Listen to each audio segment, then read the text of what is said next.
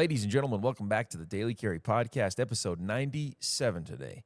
Excited for another episode and excited because episode 98 tomorrow, just to let you know right off the bat, tomorrow we will be filming our gubernatorial shootout series with Barb Kirkmeyer. So episode 98, we will hopefully have everything ready and slated to release this coming Thursday. So stay tuned for that. We're going to have some fun wrapping up this gubernatorial series, and excited for that time on the range with Barb. That's going to be fun. It'll be fun. I think she's going to outshoot both the guys. I hope so. It's a good thing because here's the thing. I was trying to remember, I was like, Brian reminded me yesterday, actually. He's like, you need to make sure you have targets. I was like, oh, yeah, you're right. I've got a bunch. Actually, I got 100 delivered last night. The same ones? I have some reflective ones. I have one more of the exact same kind. Okay. That way we're keeping it. So we can let her use that one. She can use that one. That's fine. And then we'll just use some other ones. Yeah. Those ones, I don't know where the place I got them last time was Amazon. I just had those laying around whenever we first did it with Victor. And so we kind of just, by default, stuck with those for Scott. And now we'll do the same thing with Barb. Yeah, we'll save that one for her. It'll be cool because we've got the other targets. We don't have them on set right now. They're somewhere over there, I believe. But we'll find somewhere to put them all up next to each other. Let them all signed by the candidates. It'd be cool. But, man, there's some crazy stuff going on. Boy, over howdy. the past couple days, man. I think it's just going to keep picking up speed. Yeah. Every episode, we're just going to keep saying the same thing.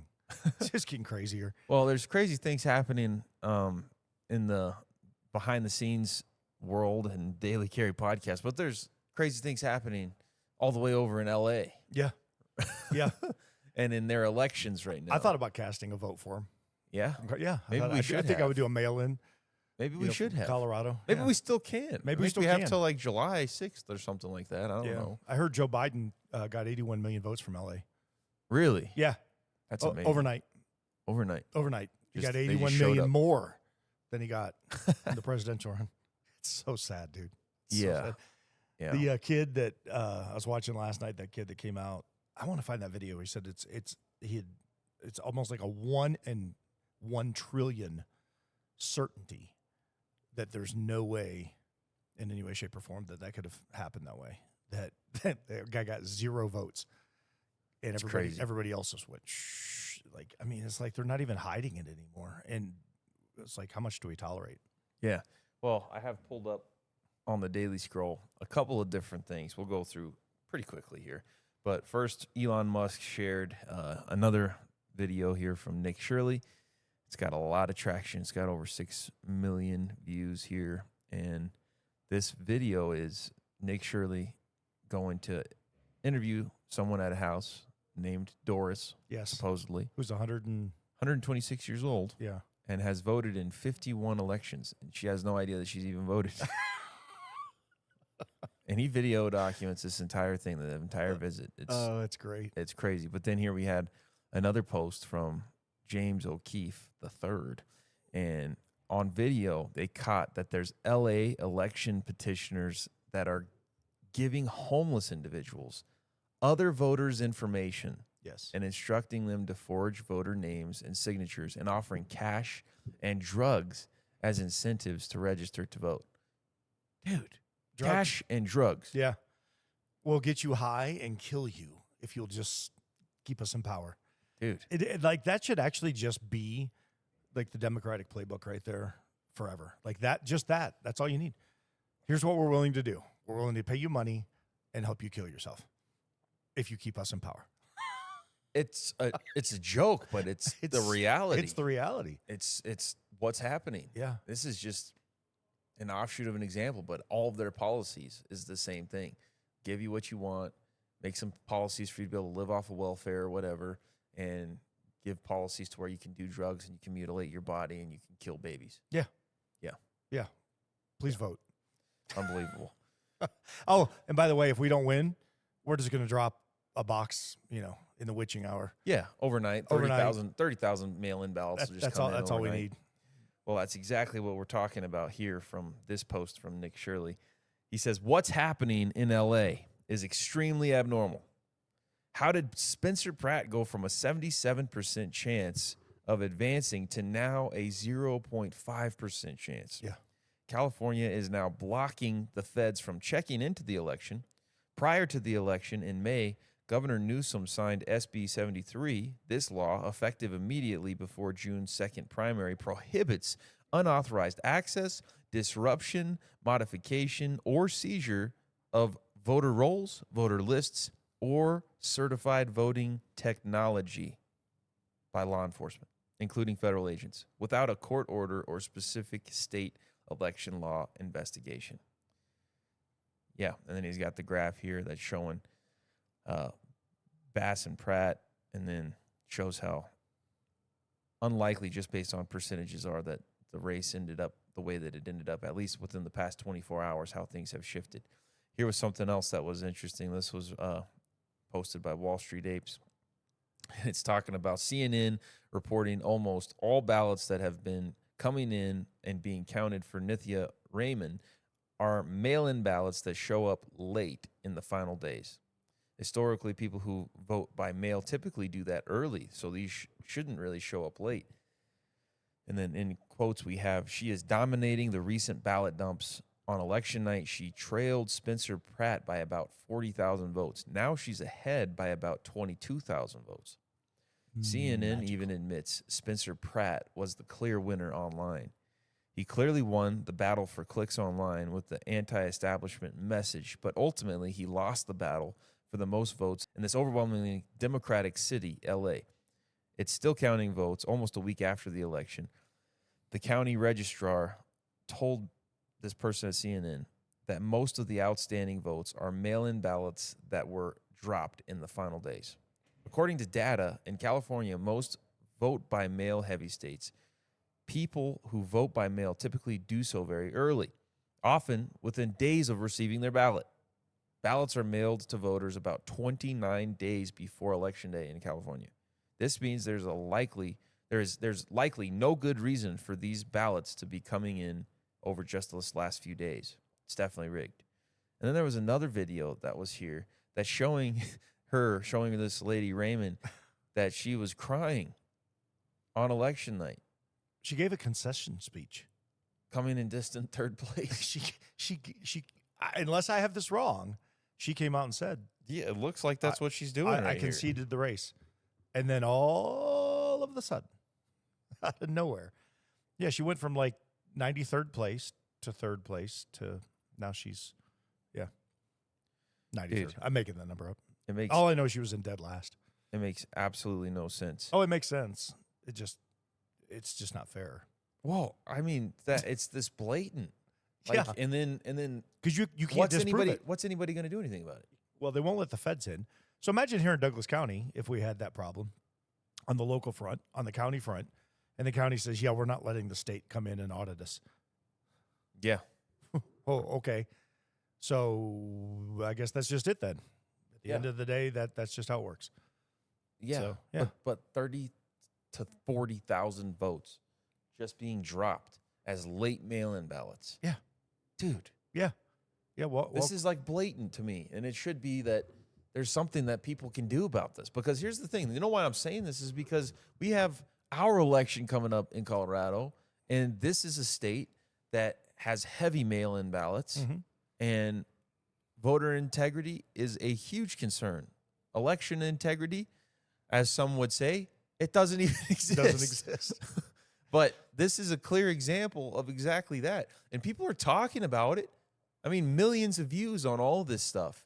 But what is anybody going to do about it? How do we change this? How do we fix this? Well, they just need to do another vote. I mean, it's really not that hard.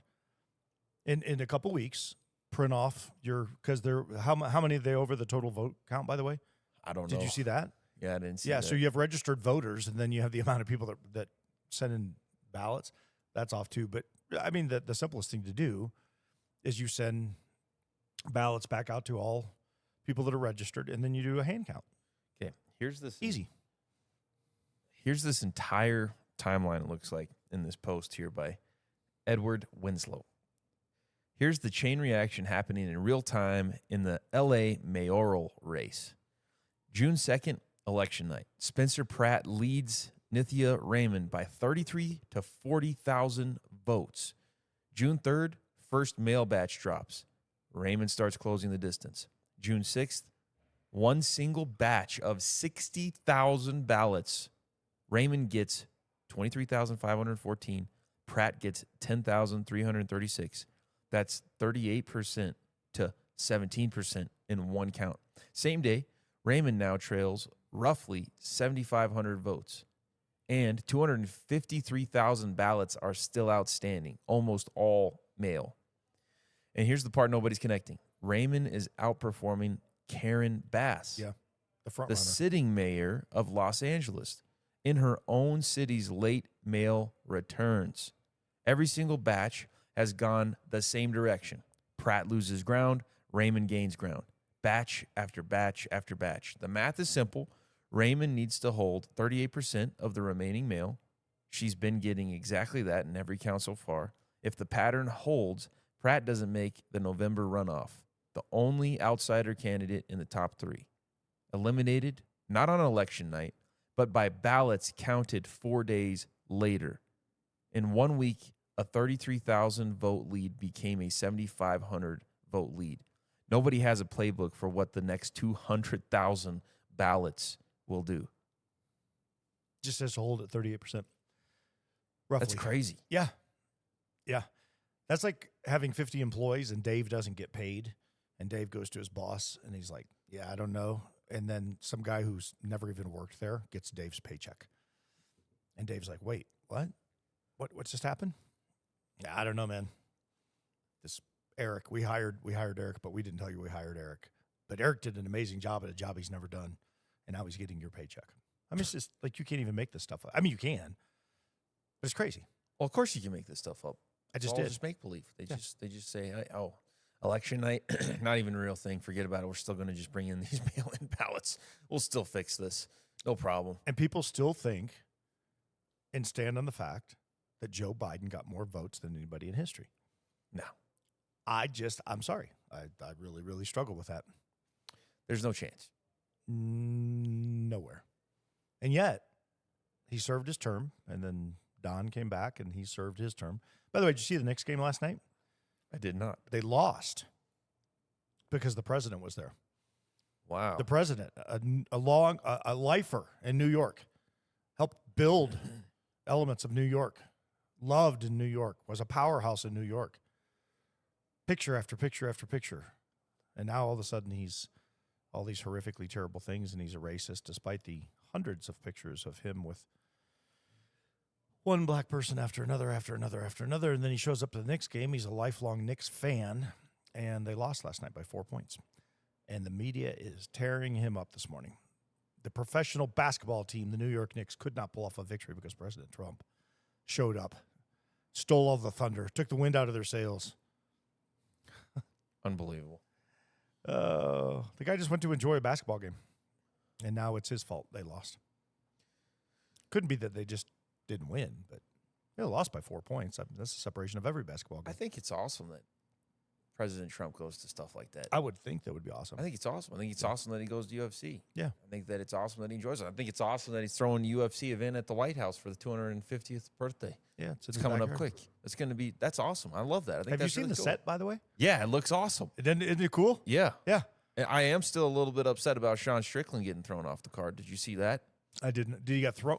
Did Dana throw him off the card, or did Trump throw him off the card? I haven't read it. This is maybe going to ruffle some feathers out there, but from most of the reports, it sounds like Netanyahu threw him off of the card. Wait, say that again. Uh-huh. You BB? heard me.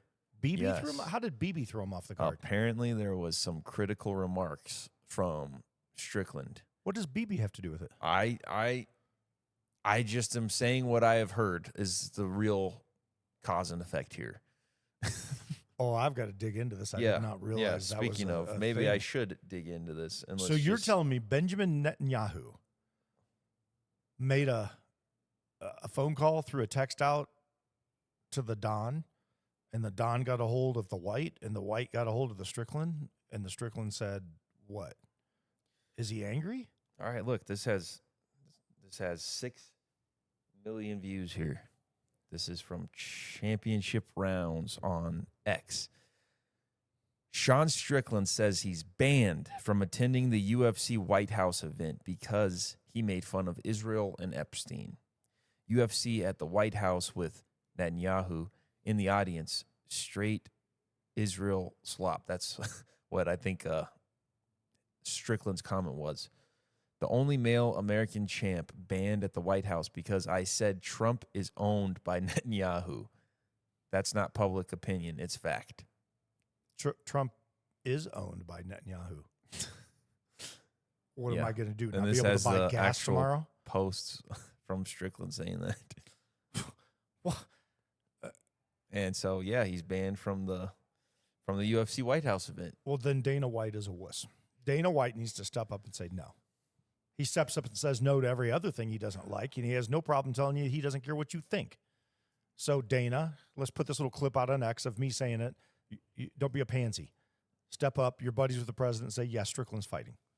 That's garbage. That is. That actually infuriates me. That's ridiculous. It's crazy. I mean, dude, we're going to hit critical mass, I'm telling you. He is. We have freedom of speech in this country, right? It doesn't Netanyahu, mean that, Trump is owned by him. I'll say it again. Yeah, he absolutely is. well, I think that a lot of people think that at this I point. think it. And you're saying that. I'm saying it. I'll say it out loud. What are you going to do? Keep me from having tacos today? I don't think we're going to the UFC White House event anyways. I don't think we got an invite. I'm gonna watch it. This is hilarious to me because they have on the UFC White House card, they hardly have any Americans actually fighting for the 250th birthday of America. You know that, right? I've not looked at it. I was watching the infrastructure build of it. And I thought it was really cool. I thought the set was cool. But no, I didn't dig into the playing card yet. I'm gonna look up the card right Well, now. while you're looking it up, I'm gonna ramble for a minute. So first of all, Trump, make up your mind. Are we in Iran or are we out of Iran? Because you can't negotiate with terrorists. So you're threatening them with trade. You're threatening them with whatever. It's a bunch of nonsense. And we got a lot of people that are gonna end up being boots on the ground if we're not careful. And it irritates me. I got a bit of a vested interest in this, as people know. And so I don't like it. I don't like the fact that we're there. I would like to see us gone. And if we need to go in to stop them from building a weapon, we go in, we bomb the crap out of them, we blow it up, we don't rebuild anything, we walk out, we leave the blood over there. And we don't do anything else. And there's no apologies, and you walk away. That's the only war I'll support. So I just rabbit trailed us. Sorry. That's okay. But this stuff just irritates me because it's like, who's pulling the purse strings here? Well, watch when a this. UFC fighter can't fight because he has an opinion about somebody? Yeah. Well, watch this. This, to me, is a serious letdown. I have it on UFC's website right here. Freedom 250 at the White House, a historic event for this country and for UFC. I love this country and I love the UFC. I think that they're both awesome. But when you're combining these things for something like a 250th birthday to celebrate the 250th birthday of the country, you'd want to have a lot of red, white, and blue. Watch, we're going to go through this main card. You can see their country of origin flag under their name. Look at that. There's the first American flag. And then there's the second American flag. Hang on. But to clarify, are these U.S. residents? I don't. Because if they're U.S. residents, I have no problem with the melting pot. I actually think that's very cool. If we have a lot of people that have come from different countries, have gained citizenship here, have gone to the UFC and fought. Now, if they're just coming over here from other countries to fight, that's a totally different deal. I don't think that they're all living here. Okay. And I think that you can tell that pretty clearly. I mean, just from listening to them talk. You said a guy has an Irish accent? What are you saying? No. I mean, even Conor McGregor doesn't live in America. So even if he was on this card, He lives in Canada. But watch, I'll look up this first guy, and I'm almost positive that he doesn't live here. But Ilya Taporia, who's going against Justin Gaethje, which there's a lot of people who are like, this is going to suck because a lot of people are saying on the 250th birthday of our country, Justin Gaethje is going to lose to a guy that is from Georgia. Russia? I hope that Justin Gaethje can win. Listen, Justin Gaethje's good. I'm just saying what a lot of other people are saying. Okay, I didn't say that. That's not a direct quote from me. But let's just look, where does Ilya Taporia live and where does he train? Oh, well, it says that he lives in Miami for his fighting career, but maintains a home base in Madrid, Spain. I thought that said so. Georgia. If he's a dual resident, that's part of the melting pot. I'll include. I want to give grace. You said the other day you sometimes give too much grace. I'm trying to give some grace here. If they have residency and they have gone through the process, I love the melting pot idea. I don't have a problem with that. I do have a problem when you're banning fighters for having a First Amendment when you should be coming out and saying you should be putting Netanyahu right there and Sean Strickland right there and let him talk. That's the whole point of freedom of America. That's the joy of what we got. Yeah, and I mean, I could see wanting to put on display some fighters that are American against some fighters that are not American. Like, I could see that. But if you just look at this, watch. If we just count these countries of origin, I will agree with you. Okay, I'm going to shut up. Go ahead. That if these people are coming here, but here's the thing. A lot of them are here on fight visas, on work visas, and they're fighting. Yeah. And a lot of them have no intention of ever becoming an American citizen. Yeah, and they're never going to make money back home, so they come here because America pays. I get it. And then they retire, they go back home to Ireland or whatever. Yeah. No offense, Conor. Yeah, a lot of athletes do this across the board.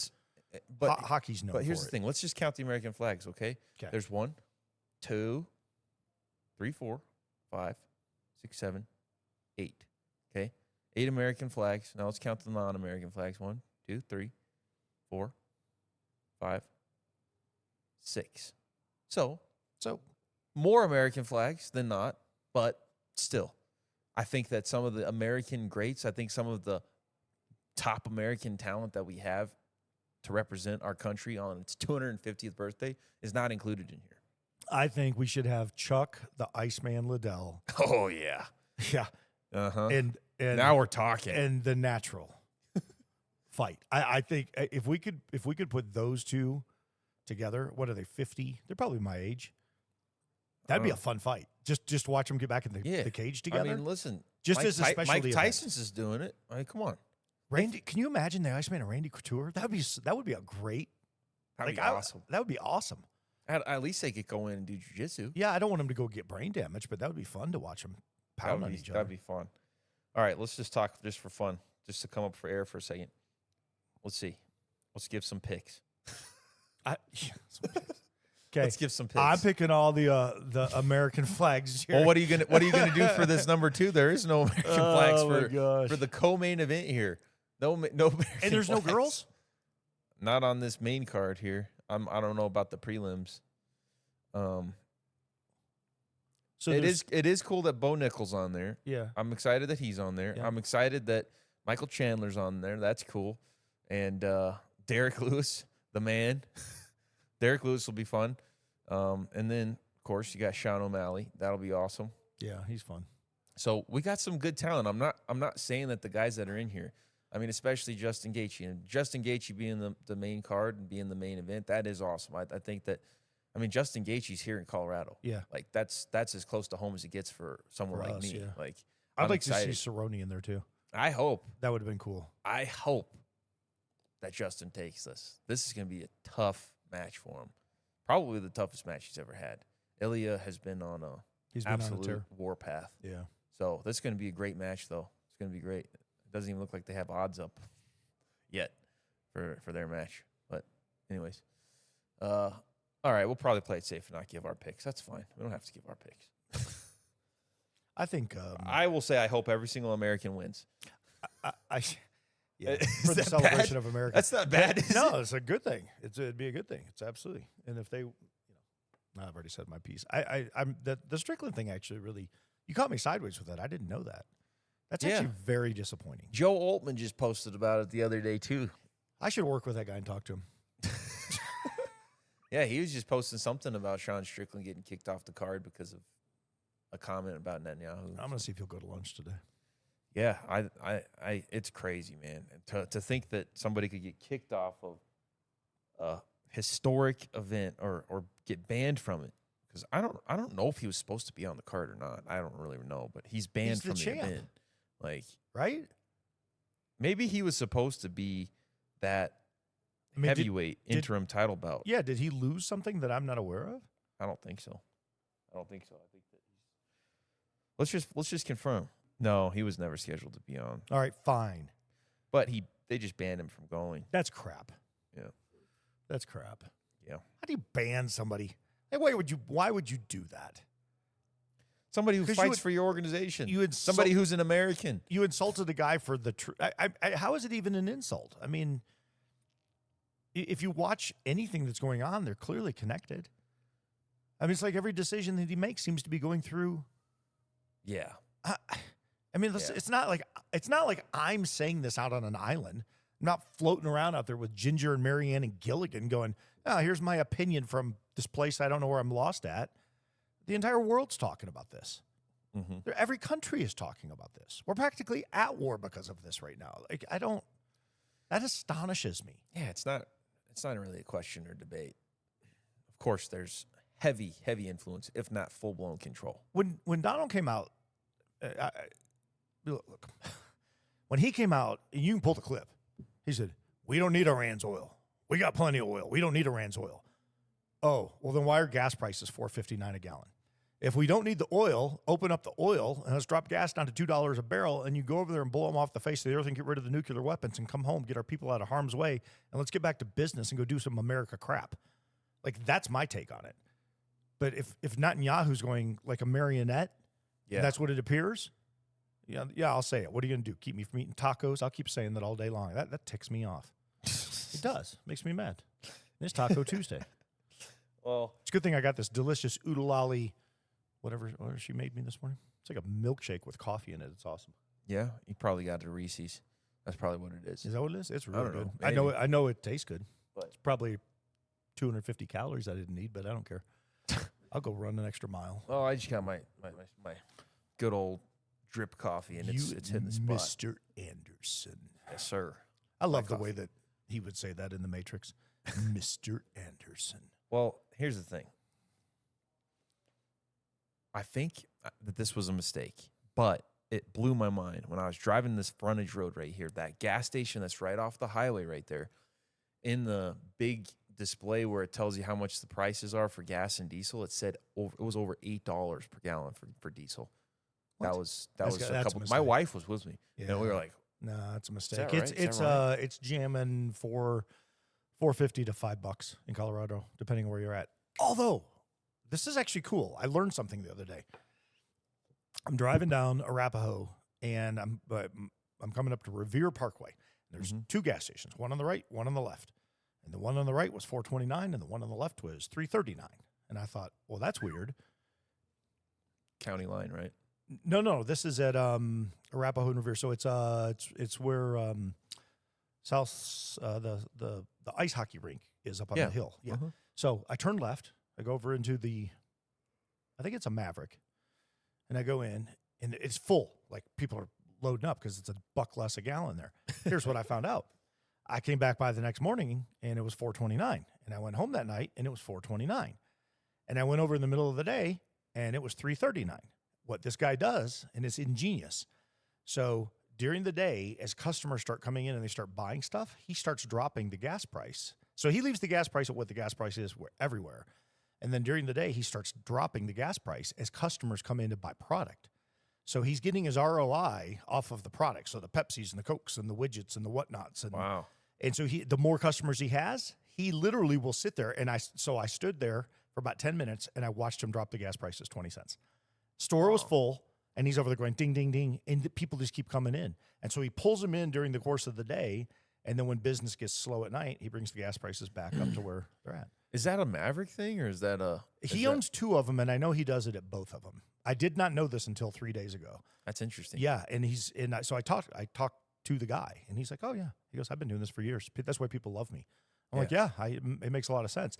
He goes, "Look, I lose money on the gas." He goes, "But we don't make money on gas because of the tax and everything we're getting." He goes, "Like, I'm cleared like 3 or 4 cents a gallon. It's like people don't realize we're not making money on gas.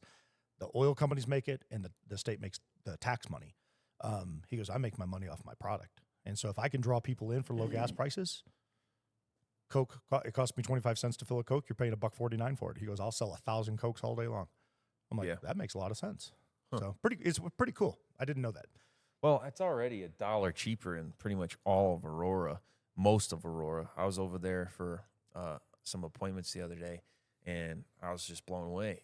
Almost all the gas stations were in the threes. Yeah. And whenever you're in kind of a little bit further northeast Aurora, it's all in the threes. And then you get to Castle Rock, and it's over $1 more per gallon. So I'm crazy. I'm going to share something with you that I saw the other night. It was not a nice thing. I'm not endorsing anybody goes and does this, but it happened in front of me. So I go to the self-checkout line. It's Memorial Day. I run down to grab something. Jane and I are going to go to the pool, and there's a guy there with a full shopping cart loaded up. And he's having an argument. It turns out it's the manager or GM, whatever he is, of the King Soopers. And he says, I've been shopping in the store for 23 years. I give you my hard-earned money. I fill up with the gas. You guys are $4.79 a gallon right now. Everybody, to your point, everybody up north is mid-threes. And so this guy had loaded up the shopping cart, and he said, so I was going to spend $200 in the shopping cart today. He goes, here, you go put all the items away. I'll never shop at your store again. And he walked out and just left all the items sitting there. And he told the manager, he goes, you need to do better. Like, you're ripping people off. Yeah, happened right in front of me. I was like, wow. That was kind of a low blow, but at the same time, it made a statement because the manager just looked over at me and I said, well, you guys are way more expensive. Yeah. Well, man, I know there's a lot of people out there that are really frustrated at the gas prices, because if there's one thing that you can usually count on is that whenever somebody in the more conservative side gets into office, that gas prices should be managed and should get lower and stay lower, and it hasn't happened. Especially when he says, we have the oil.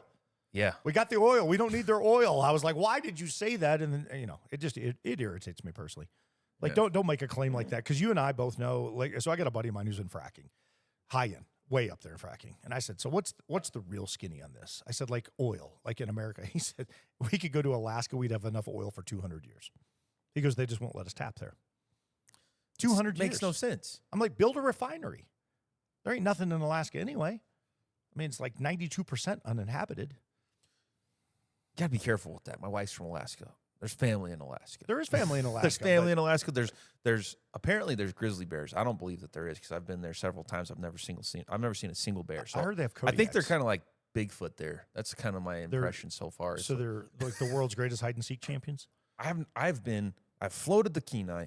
I've been all over Alaska, Anchorage, Willow, Seward, so many other places. Homer.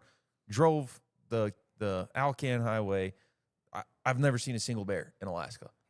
It's wild. Maybe you should rub yourself in the salmon. I think I don't know, man. They just rub salmon all over your body and run through the woods.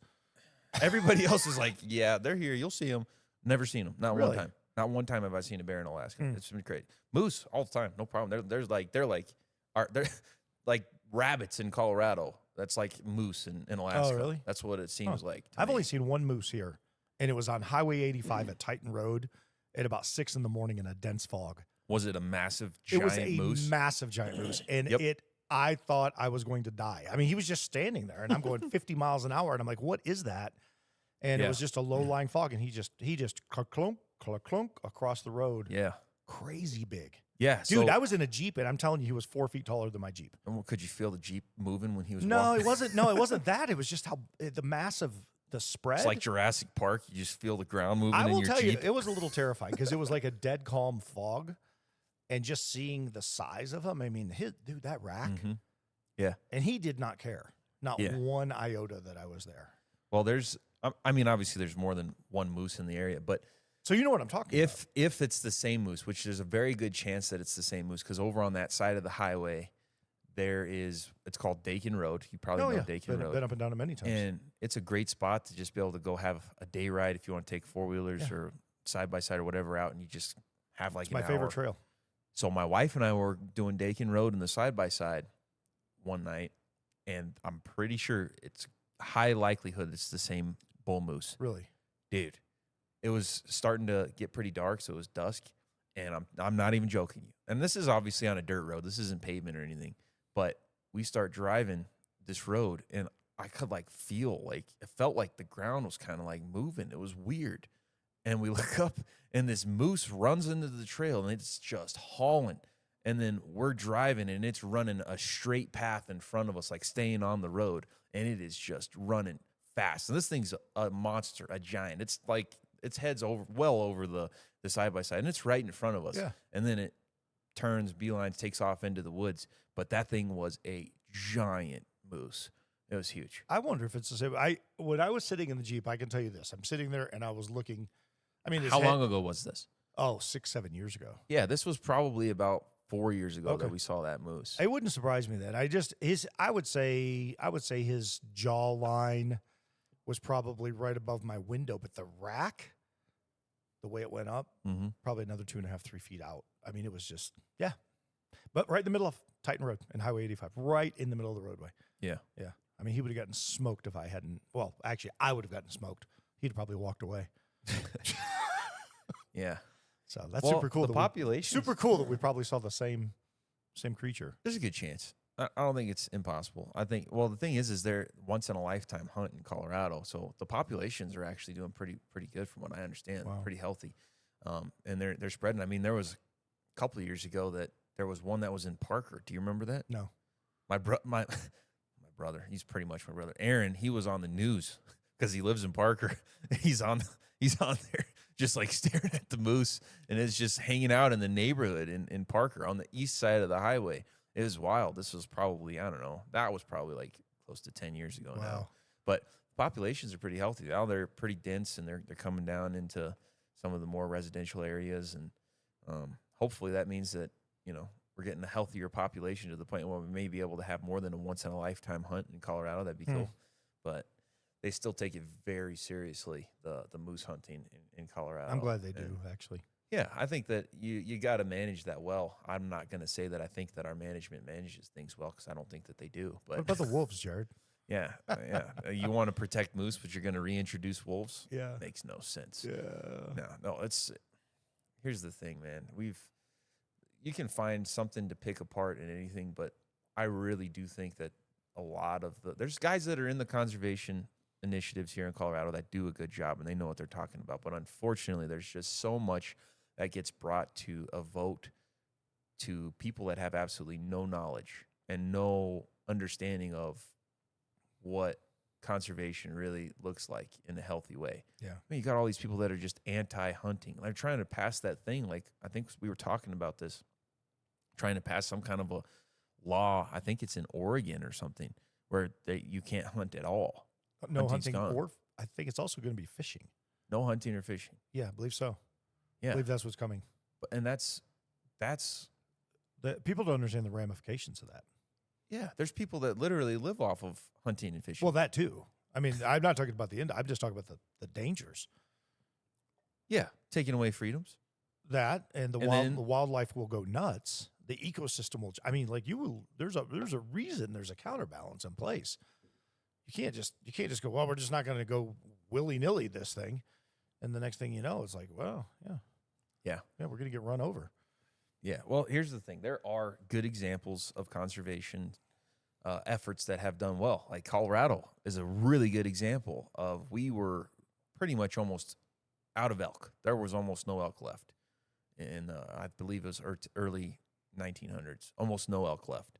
And then they brought in like 50 elk from Wyoming, and they had some in Estes Park, and I believe they had some in Pueblo, and they were just trying to reintroduce the population. And now we're up to like almost 300,000 elk in the state. So that is obviously a successful effort. And proper management of that means that there is the ability to manage different hunting units and make sure that you're giving enough tags, managing the population, and making sure that it stays healthy. But at the same time, that means not overpopulated either. Right. So there becomes a balance that's very important. And the way that a lot of really well-educated guys that are conservationists, the way that they do things is awesome. But then there's the people that are a little bit too far on the left side of things that end up taking things as far as like what you're talking about. And they're the ones that are pushing the wolves getting reintroduced and nobody hunt anything. And let's reintroduce species, and nobody's ever going to be able to hunt them. And they're doing that in a prime example in Colorado by trying to remove the ability to hunt mountain lions. Yeah. And there's tons of mountain lions in Colorado. Tons of them. Tons in California. I work with a guy that catches them. Yeah. We just ate a mountain lion ham at one of the men's groups. Yeah. One of the guys brought in a mountain lion ham, and it was pretty good, actually. You know, and it's got to be properly managed, and properly managed means that there has to be tags for people to legally be able to hunt them and manage the population. And there's some people that are unfortunately in some of the conservation offices that just don't seem to have a comprehension of that, and they just want to introduce and nobody ever hunt, let them manage themselves. I think that's maybe where a lot of it comes from. Just let nature do its thing. That's usually their argument. Just let nature do its thing. What are we? Yeah. What are we in this? Because we have a part of that. Not everybody just wants to survive off of bioengineered chicken and meat that Bill Gates is trying to feed the whole world. You know, some people want to go out and harvest their own meat, and that's a part of nature. That's a part of the flow of how things are supposed to work. Is we're supposed to be able to go out, hunt or fish, and provide for our family, put meat on the table. That's a part of the plan. That's a part of this ecosystem that a lot of people are saying, just let the animals do their thing. Well, what are we? Yeah. We're supposed to be in there too. I think we're kind of the head of the food chain. Yeah, we're supposed to be something like that. Yeah. Most of the time. There's some pansies out there that I don't know if they're at the top of the food chain, but Yeah, but they're built like 12-year-old vegetarians, so it's all right. They're I don't know. pasty and white. Well, let's finish this conversation on voter integrity. And then we'll end this Daily Scroll, and we'll end the episode out with talking about this last thing on the Daily Scroll, tie things to some faith. We have a pretty interesting topic to talk about at the end of this that I'm excited about. But whenever we hear something like this that's happened in L.A., it can make a lot of voters be like, man, what's the point? It's just going to get stolen anyways. Yep. And that's where if I were to say, out of all the conversations that we've had, there's been plenty of standout moments, conversations that we've had with gubernatorial candidates and even senator candidates, House representative candidates, all kinds of stuff like that. But one conversation in particular, whenever it comes to voter integrity, election integrity, it's Jason Mikesell. Mm-hmm. Whenever Jason Mikesell said, we have got to encourage every single voter out there to get in to the voting office, to get their ballots in, to vote. Because if we just keep pushing too much voter integrity issues, then it makes nobody incentivized to vote. Right. And we have to remember, like in 2024, whenever everybody was saying too big to rig, Mm-hmm. that's what we've got to keep that center focus, because we can't lose heart and just give up. Otherwise, we're going to make it even more of a challenge to prove how obvious it is that there's election integrity issue, that there's real voter fraud. If everybody really rallies together, and especially in a state like Colorado, where clearly there's a lot of people who want change in this state, because it is heading in a horrible direction way faster than anybody would even like to admit. Here in Colorado, if we had enough people just vote for some common sense candidates and some common sense policies, I feel like that if there was election integrity issues, it'd be really obvious like this. It'd be more obvious. Rather than if we don't vote at all and then all the votes going for the other candidates, then people are going to be like, man, all right, well, they won and it was overwhelming majority. But if we get out and we vote, then we close that gap at bare minimum. And hopefully, listen, Lord willing, I believe in miracles.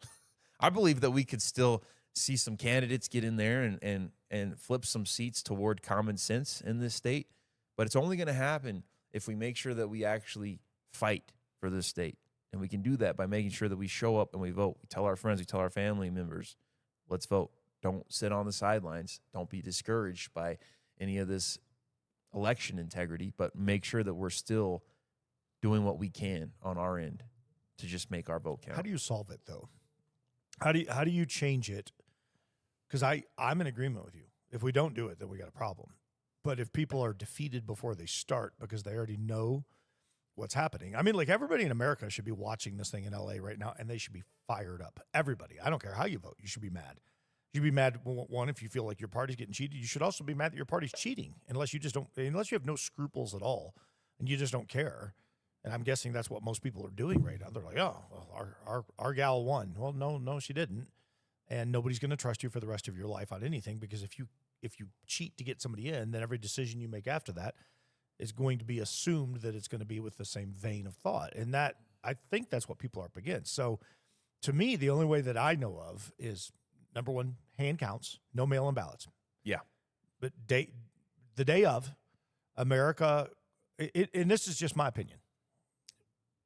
You know, we all know what's happening, and it's different in every state. I think we need a uniform process, and this is my take. I think we shut down. This is how important it is to me. I think for the presidential election timeframes, when we're not in the midterms, I think we literally shut America down as far as the opportunity to vote. We shut America down for a couple of days. Essential employees go to work, and everybody gets a 2-day voting holiday to where the lines may be long, but you're handing it off and it's hand counted. It's literally in person. In the midterms, 1 day. So that's 3 days off. And I realize that's a big chunk of money in America, but I think it's incentivized in a very different way on the back end because people will work hard if they know that there's integrity. People will care about their country. Right now, nobody cares. So shut the country down for a couple of days to allow people to go vote in person. Like you can have the day off or your workplace gives you a couple hours, whatever, to go do your thing. Whatever that process looks like, I think it's important. Then the second thing is if there's any kind of fraud, that person goes to jail, automatic felony, 25 years. Just automatic. Then it incentivizes you to not cheat. If you know you're going to spend the better part of your life in jail for frauding the American people, but right now it's a free-for-all. We're high-fiving pedophiles as they're going out the door. Third strike, maybe we'll give you jail time. I mean, we're so upside down. I feel like we're in that TV show. And so without a correction to the system, I don't think people are incentivized. I want them to vote, but because there's zero accountability and there's zero uniformity to the process. So without uniformity, people aren't trusting it. And then when they know that it's going to be rigged, they're like, well, then what's the point? Well, let's just wait until tyranny hits, and then I guess we'll just get after it. And I see both sides of the argument, I guess, is what I'm trying to say. But I think there has to be a solution to how we vote and then what happens when people cheat. Yeah. No mail-in ballots, in-person voting with voter ID, exceptions only to people who are maybe overseas. Sure. There's going to be one-offs. Right? Yep. And exceptions to maybe people who are disabled or elderly, can't get out in public. But then the problem is we start kind of opening Pandora's box whenever we say stuff like that, right? And there one-off exceptions will always be something that has to be considered. But at the end of the day, if mail-in ballots are only allowed under certain exceptions that are verifiable, and there are people that really want to vote bad enough to be able to provide whatever is needed, yeah, those are the mail-in ballots that we want. Okay, so that's what's going to make them actually qualified as somebody who really wants to vote. Is it's not just, here, let me send in this paperwork or just request something from the state. Now I have a mail-in ballot and I can send it and they can count it. But it's the state or the depending on state versus federal, and I know that state still handles the election even federally, but for a state to have a process that is uniform across all states to where if you want to vote with a mail-in ballot, you only are able to do that under a certain set of conditions, one maybe being overseas for employment or deployment, and then maybe two is you have some kind of a medical exemption. Well, you send documentation of that, and you also have to provide a copy of your identification. And there's plenty of apps that do it now where you take a picture of your ID, then you take a selfie. It does its work, and it verifies that you are who you are. And then it can count and say, okay, this guy's good to go. This gal's good to go. They've met the qualifications for a mail-in ballot. Yeah. We don't even have something like that. And what I just described, it seems like common sense, doesn't it? Yeah. It seems like perfect common sense. And then everybody else that's able, I completely agree with you. Election days should be a day that we have off. Take a day off. We should have everybody across the board. That's a day off to be able to go vote.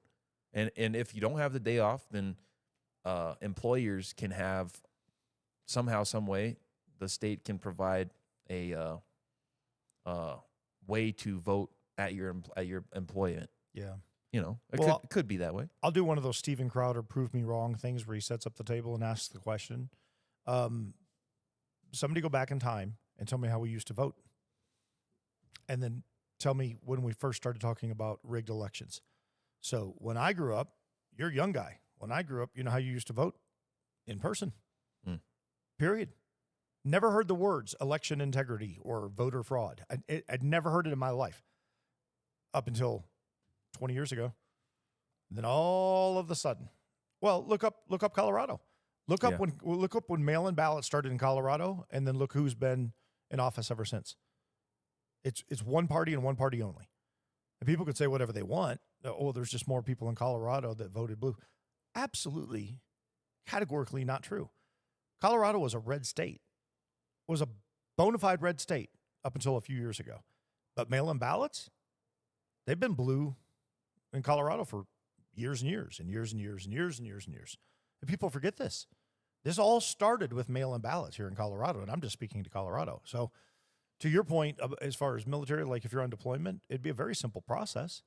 You got people, they're overseas. I mean, if I can get it, let's put it this way. So I'm sending care packages to the Tripoli right now, my wife and I. And we have sent numerous boxes.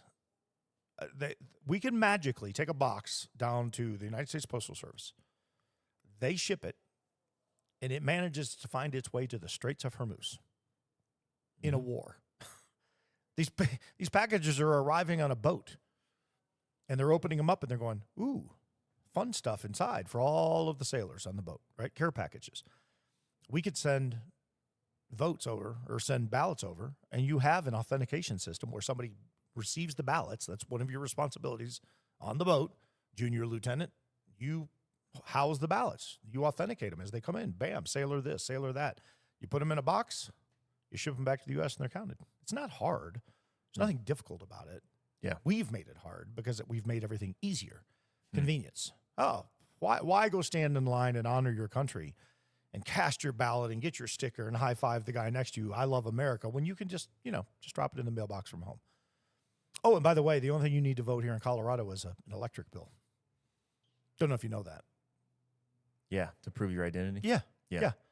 You don't have to have an ID. You just have to get electricity at your house or water. Oh, okay. So all I got to do is get electricity and I can vote. That's great. And this is where I get cynical. So I'm fairly level-headed on this. I can see where other people are going to get riled up because they look at it and they go, what is the point? Because there is no accountability and there's no system in place that works. And if every state's doing it different, and then we got, Fed and state people, we're voting for Senate right now. Yeah. State Senate and national, right? I mean, these are people that are going to represent us in Washington at the state level and at the national level. So it's a federal election. Yeah. And yet they're saying in California, oh, we're not letting the feds come in and look at this. What? Yeah. I mean, everybody should be looking at this. Every citizen should be looking at it. So it's very, I'm with you. If we don't incentivize people, they're not going to go do it, and then we're definitely going to lose the election, but we've got to have accountability. Some way it's got to be fixed. If we don't fight now, the fight's going to be way worse later. We got to show up in force, try our best to make it too big to rig. If they still rig it and if there isn't something that serves as some kind of a catalyst to fix the broken system and get rid of all the ways that somebody can cheat in an election, including mail-in ballots, including overnight getting 30 to 40,000 ballots that just come in afterward. If there's not a way to start moving away from that, my prediction in the country and in states like California and Colorado and other blue states that have these broken election systems is that if we don't course correct sometime soon, then what other choices there going to be to have a massive reset later? Because you're talking about the trajectory that a lot of these states are on. You're talking about full-on societal collapse in probably the next 10 years, maybe? I would think less, but yeah. I mean, I see where you're going. I mean, bankruptcy. I mean, people just losing their minds. Tyranny. I mean, there's so many things. There has to be a correction now, or there will be a huge correction later, and maybe not even a correction, but a starting from scratch, pretty much, or worse than that. That's just what it seems like. I don't know that there's another alternative to that. You know, it's either now or later it's going to be way worse. That's what it seems like to me. You know what I mean? I agree with you. I mean, I know the Sean Strickland thing is just, it's a simple example, but that, I'll tell you, I've been sitting over here thinking that really bothers me. You're not allowed as a UFC fighter to come to UFC, the biggest celebration we've got in our history, at the biggest time in our history. You can't come and sit down and watch the fights because of the criticism. because of criticism. Yeah. I can tell you what it makes me want to do. Makes me want to criticize a whole lot more. Really does. Makes me want to sit down and go, oh, so what's my First Amendment for? So now you're stripping that. We're gonna come after the guns. That's the obvious thing, because then you guys can't defend yourself, and then we'll tell you what you can say. It's kind of like the old adage: burn down your city, or we're gonna come and burn down your city. It's like, oh, so my option is I got to burn down my city, or you're gonna burn down my city. I understand now, and that's where we're at in this country. And I think that's why people are so disenfranchised. And when I think of the Sean Strickland thing, I go, okay, so he said you're connected. Yeah, you are. I'll say it right now. You're connected, Donald Trump. You're part of a marionette, and we all know it, and we're watching it, and we're seeing it unveil. And you're not the guy in 47 that you were in 45, and I could do a whole episode on this whole thing. It ticks me off. Let's go over and pound Iran into a parking lot, get rid of the nukes so they're not going to blow up everybody around them, and come home. We're not rebuilding infrastructure. We're not going over there and playing nice. They're not going to negotiate with you. I don't understand this whole ping pong ball going back and forth, and Trump, oh, we're got the master deal, and we're going to do. No, you're not. These people have been reading the same book for 14 centuries. They are not going, or 7 centuries, whatever it is. They are not going to negotiate with you. They're playing you like a fiddle. And I don't mean a good kind like the devil went down to Georgia. Like you are getting played. You think you're not, but you are. And the American people know it. Let's shift gears. We've talked about this a lot. We're almost done with this episode. We're running on time here. And we could go on and on and on. I'm going to have to make a Jeep video now. I know that we could go on and on and on this. All right, let's go to the important stuff. Let's get to the important stuff. And I thought that this would be something very worth talking about in the last few minutes of this episode here. I don't know if you've heard or not, but Steven Spielberg is making a new movie. Sorry, I did. I know, right where you're Disclosure Day? Keep going. All right, here it is. It's about aliens. Disclosure Day, about aliens, will have Christians and people of faith second-guessing their own religion. This is a quote from Spielberg in regard to this movie. He says the movie will take the position of the church. And it says, is God our God only... Wow, this is a tongue twister here. Is God our God only on this planet, or is God our God for every system everywhere that there's a civilization? That would mess people up a lot. Yeah. So I wanted to talk about this at the end of the episode today, because I think that this is interesting. It is. What, you sounded like you were ready to go right away. No, I want to play. I just want to start playing the music to Close Encounters of the Third Kind. You've probably never seen that movie. I don't think so. Oh, it's the music. Everybody that grew up in the 80s, as soon as you hear it, they're like, dude, that back then they thought that movie did the same thing. Yeah? Yeah. Here, you start talking. I'm going to look something up. Here's the thing. They already released the files on aliens. It's aliens.gov. You can go there right now. Go to aliens.gov, and it'll disclose everything that we know. And have you done that yet? Have you gone to aliens.gov? No. You haven't? But I will. You need to go to aliens.gov. Okay, so who is the director of this new movie? Steven Spielberg. Okay, 1977, director Steven Spielberg created Close Encounters of the Third Kind. Same premise. Okay. Yeah. How many years ago? 1977? Same movie. Really? Yeah. Huh. Yeah. I think he's just going to a new generation, and he's using technology and AI. Yeah, same premise. Same thing was said back then. Same. Yeah, you're going to go see this, and you're going to question whether or not. I don't think he said God or faith, but he certainly said whether or not there's life on other planets and whether or not God created. Yeah. I've heard this story before. That's why I was chuckling.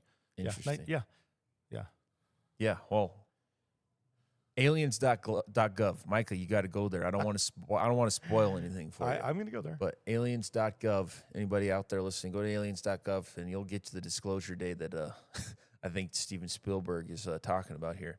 But regardless, I think that this is a very strategic maneuver not only from Spielberg, but also from Hollywood and anyone who'd be involved in producing a movie like this. Because right now, we've seen in the past year a returning to faith to church Sure.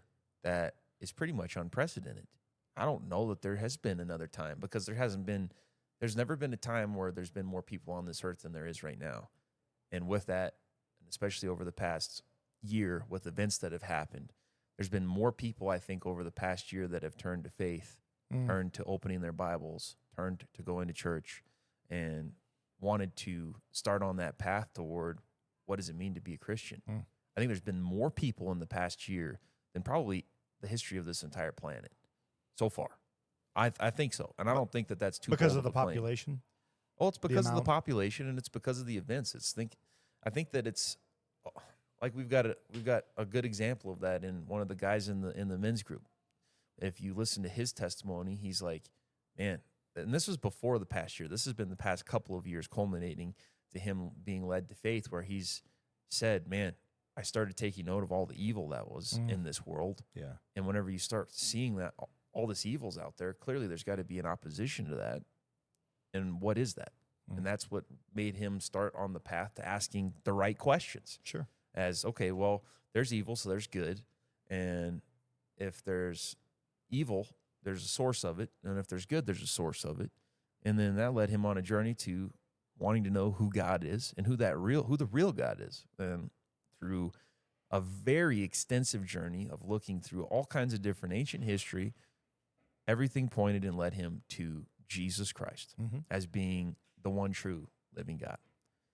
Because it's pretty much undeniable. You look at any of the other ones that are out there in any culture, in any society, in any ancient literature, there is none as well documented as Jesus Christ.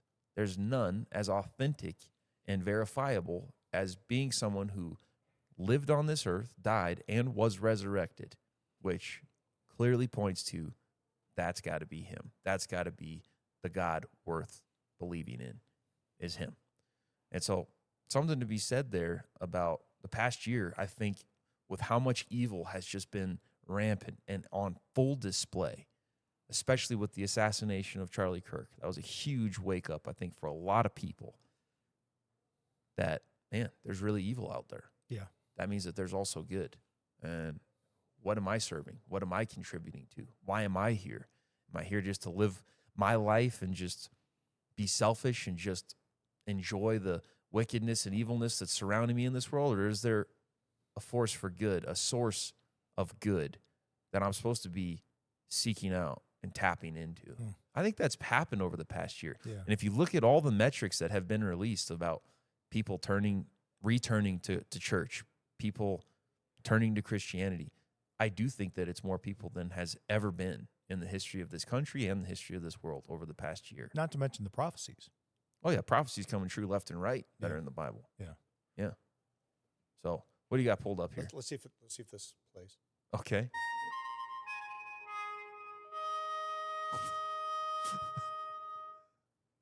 So that little note right there is how they communicate. This is the first communication with the aliens.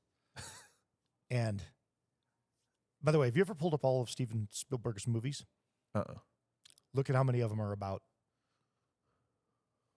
science fiction and aliens. Okay. I mean, he's made good movies, but I'm just saying, if you look, I don't have a percentage, but I would say it's better than half of the movies he's ever made, and he's produced a lot of movies. E.T., Space, Close Encounters, this new one, the one with Tom Cruise, I can't think of it off the top of my head. I mean, it's just on and on and on. A lot of Steven Spielberg movies are about space, extraterrestrials, encounters. So he's clearly fascinated with it. Will this change people's religion or question their religion? I think he pretty much said the same thing when he was a very young man making Close Encounters of the Third Kind. But in that movie, that's how they communicated. And they did it with light, and they did it with those sounds. So do, do, do, do, do. And they keep hitting it, do, do, do, do, do. And then all of a sudden, the alien responds with do, do, do, do, do. And they go, oh my gosh, we're communicating with aliens. So it was a good movie. I mean, it was interesting. But he's made a ton of movies that have, I mean, Jurassic Park. I mean, there's just a lot of stuff in and around that arena. Yeah. You know, so I think he's fascinated with it. And that's cool. He's an entertainer. He's made entertaining movies. He's got blockbuster after blockbuster. The guy's done a lot.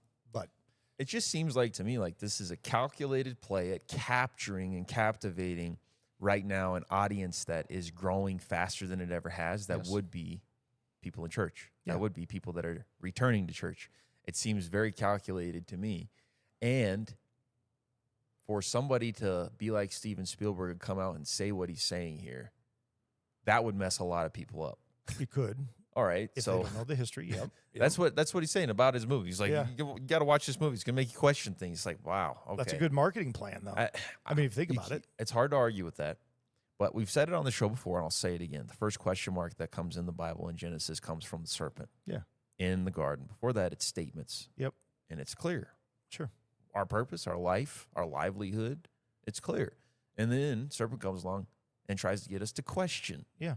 So, yeah.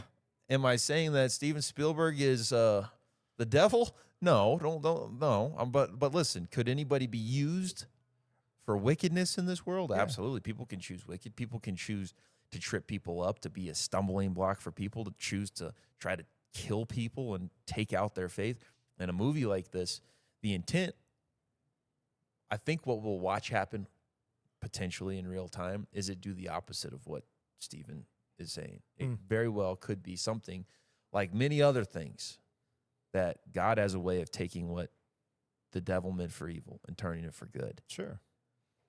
Here's the thing. When we're talking about aliens, do we believe in creation beyond just our world? Well, we know that there's a world that's already been revealed to us that's kind of parallel to our world, which would be the heavenly realm, which would be angels, demons, a spiritual war going on.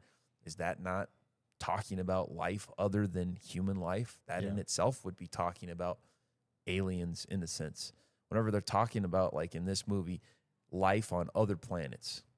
If we needed to concern ourselves about that, then I'm sure that there would have been something disclosed about it in the Bible. But I'm pretty sure we have enough going on, and God knew that. God knew that we were going to have a hard enough time just wrapping our brains around just what we're living in right here, right now.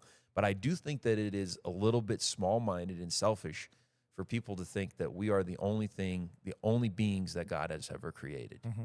God's not bound by space or time. Now, could we be the only ones? We could be, but does it mean that we absolutely 100% are? That's God's business. So did this YouTube channel find it? Which YouTube channel? Whatever you're talking about, the one you said I got to watch. No, it's not a YouTube channel. What is it? It's aliens.gov.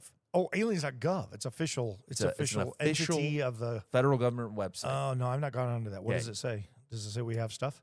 I don't want to spoil it. All right, I'm going to go on to it. Fine. You dangled the carrot. Yeah. I'll dig into it. Aliens.gov. Is this part of Space Force? No. Okay. I don't think so. You sure? I don't think so.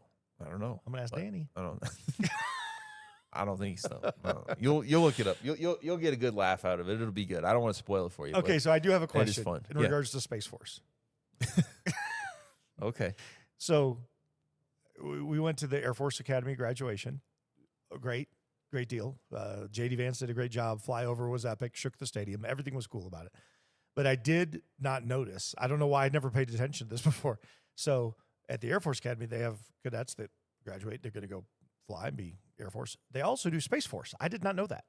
Huh. I did not know that. So they had, I think it was something like 10% of their graduating class was Space Force. But when they threw the image up, they said they had the Air Force Academy or the Air Force stuff, and then they had Space Force. Have you ever looked at the logo for Space Force? No. It looks like Star Trek. Oh, very cool. I kid you not. I saw it and I was like, really? That's the logo? Uh-huh. Captain Kirk? Awesome. It's epic. I want to be when they put it up on the that. screen. Yeah, I mean, it was funny because when we were in the stands, everybody was like clapping. It was cool. And you know what they call them, right? They're troops. You know what they call them? Guardians. Yeah, they're Guardians. Yep, they do. They call them Guardians. Guardians of the Galaxy. Guardians of the Galaxy. Or Guardians, the one with Sigourney Weaver and Tim, whatever his name was, the comedian, whatever that science one. That was one of the funniest sci-fi shows ever. Here's what I'll say, though. in closing up this commentary on this movie from Steven Spielberg, Disclosure Day, Spielberg. wanting to trip people up, wondering, man, if there's other life and they have a different God, who's the real God? Are there different gods? That's what he's clearly trying to allude to. Gotcha. And what I'll say is this: I think we have an example of this on our own planet. We have civilizations on different parts of the hemisphere. I keep on saying sphere because of Spielberg. But here's the thing.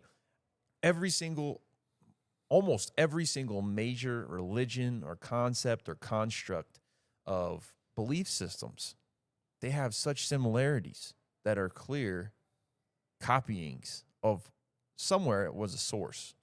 Yes. So many of them point back to a flood. Oldest and earliest one we have, I'm convinced, is the manuscripts we have in the Holy Bible, the Canon Bible, and the Old Testament. The earliest record that we have of what's actually happened according to God's plan. And then there's others that have used the Bible to try to create their own spin on things. And this is how the flood tied into things. But there's so many similarities just on our own planet where they have had their own God, little g, and then the others had their God, big G, the one true God. And then we can read from ancient times to present, and we can look at even religions that exist today. And then we can also look at movies. Steven Spielberg. We can look at movies. We can look at Star Wars. Think about how much of a pretty much plagiarism that is about the story of the Bible. Think about true. it. Yeah. It's pretty much a blatant plagiarism of the Bible. The there was going to dark be this chosen one Yep. that was going to have, strong connection to the Force. Yep. And then you got the dark side, the light side, and then you got this Force, which is this invisible energy. I mean, come on. It's and the same thing. You look at almost any movie, and it's almost the same plot: good versus evil. Yep. And then there's forces that are invisible. Right. And dude, it's such a blatant knockoff of the one true real thing, the source. Yeah. So I would say that I don't think that this is going to trip people up. Hopefully, at least not that many. Hopefully people will be able to look at this and see some similarities in our own planet already that have already been disclosed, that, okay, there's a real source that hopefully people are led to as a result of this. Well, this is all these concepts are coming from somewhere. Sure. And the oldest text, the most authentic, most well-preserved text we have, the Holy Bible. Well, even in Independence Day, the original, they flew helicopters up with light patterns to communicate with the aliens. Uh-huh. They stole that from Steven Spielberg. So if aliens are out there and alien.gov says so and they show up, we actually have the source on how to communicate already. You got to go to aliens.gov today, man. Steven Spielberg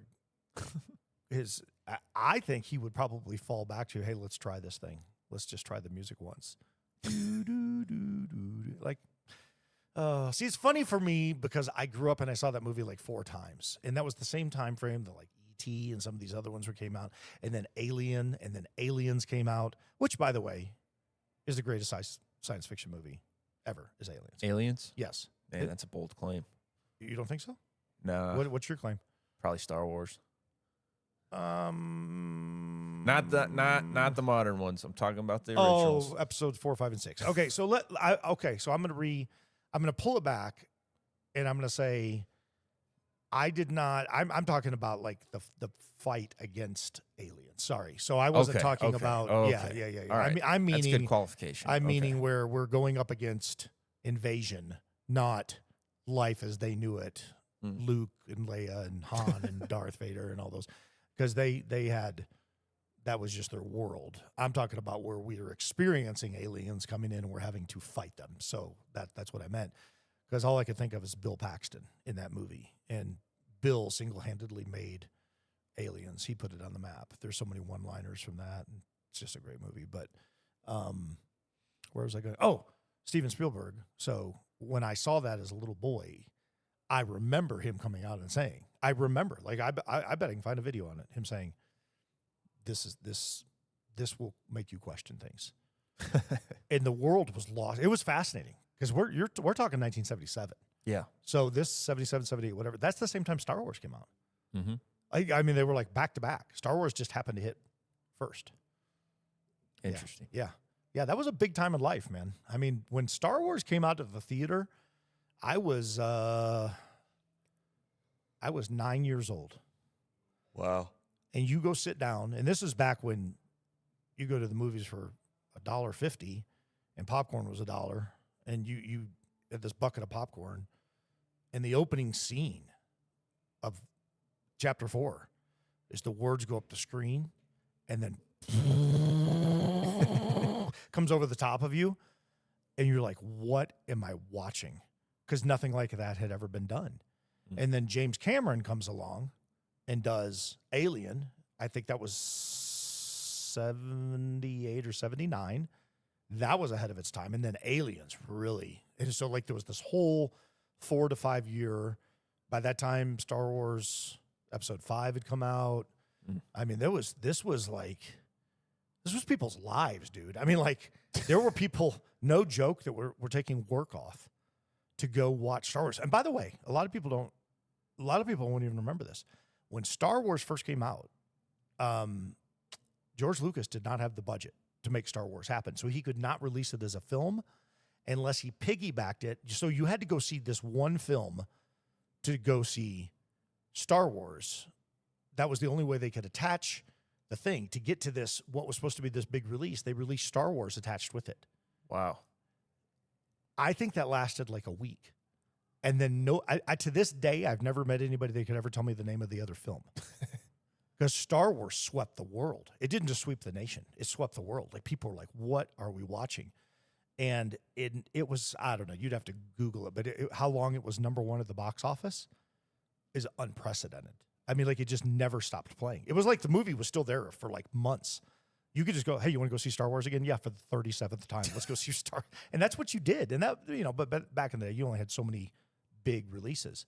But it was not released as, I mean, it wasn't even advertised. That's the crazy thing about it. It was not like you see a commercial on TV. It's like, Star Wars, what's it? It was nothing. And then within a month, it was all the world was talking about with Star Wars. That's mostly how big that was. Mostly word of mouth then, huh? 100%. Yeah. Yeah. You got to go watch this crappy sci-fi film to get to this romance novel. And that's how they build it. And nobody stuck around for the romance novel. It just died. Wow. To this day, I couldn't tell you what it was, but I just remember that's how they released it. Huh. Yeah. Fascinating. Crazy. Yeah. Man, well, good stuff. Spinning all over the episode. I think we've talked been all over the place. We've talked about. I'm getting a little stiff in this armchair over here. Yeah, I got to go to work. Ready to get into the real world. I got to go to work. I got to go do. I got a job. All right. Well, exciting stuff coming up. A lot of stuff coming up, and a lot of upgrades to be made to the set here. We got a lot of everything's moving in the right direction. Excited for it. We got a 100th episode coming up here within the next week. It's going to be awesome. Barb tomorrow shooting. That's going to be fun.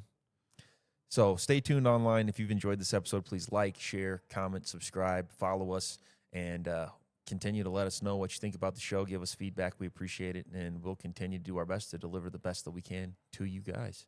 And let's end this episode out how we always end out. You ready? I'm ready. All right. Lord, thank you so much for another day, another episode, another opportunity to have a conversation.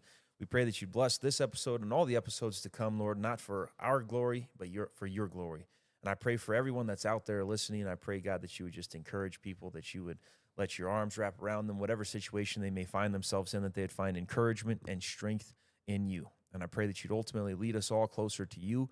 That's all that matters. And at the end of the day, that's what we want this show to continue to be built upon is you and pointing people in your direction.